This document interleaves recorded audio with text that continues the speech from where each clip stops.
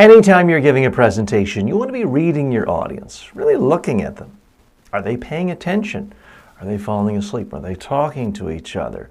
Are they texting? Because that's a problem for you, the speaker. It's not enough to say, oh, they're rude. That's your problem as a speaker. Once I was conducting an all-day long media training and presentation training course in Atlanta, Georgia. It was at the Carter Center. And I had about 20 political leaders from Nigeria over. I had governors of states, the attorney general, the vice president. They were all there in the training, and it seemed like I was losing them. There was just so much talking. They're talking the whole time. I felt like I was being ignored.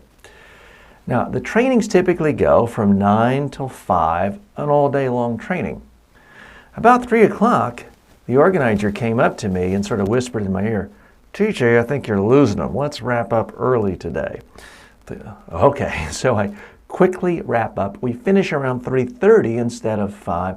The second I'm done, you know what happened? All the trainees rushed me. They came up, said how excited they were, how much they enjoyed the training. They're all fighting with each other to see who can be next to me to have a picture taken with me. And they're group photos, individual photos. They stayed after for lots of questions, all sorts of things going on. They were really excited. They loved the training. The response was overwhelmingly positive. Some of them I heard from for years later through emails. So all in all, it was a good training. Here's what happened in my estimation. I simply made a misjudgment.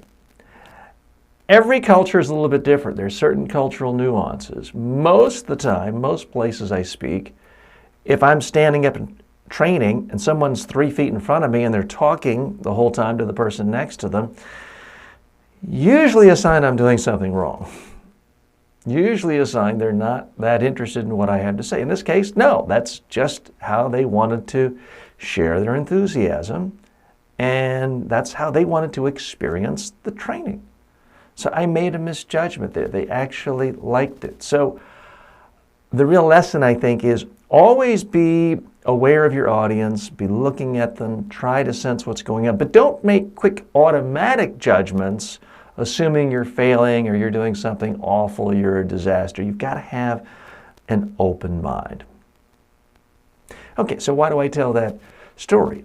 Fairly self-explanatory. I want people to realize you can seem like you're bombing and you're really not. There can be different reactions from different audiences. Now, I haven't spoken yet in Japan, but my understanding is in Japan, if an audience member really likes what you're saying and respects, they'll actually close their eyes because they're so intent on concentrating on your words. In any other culture, someone's closing their eyes, it usually means they've fallen asleep. So that's the lesson of this story.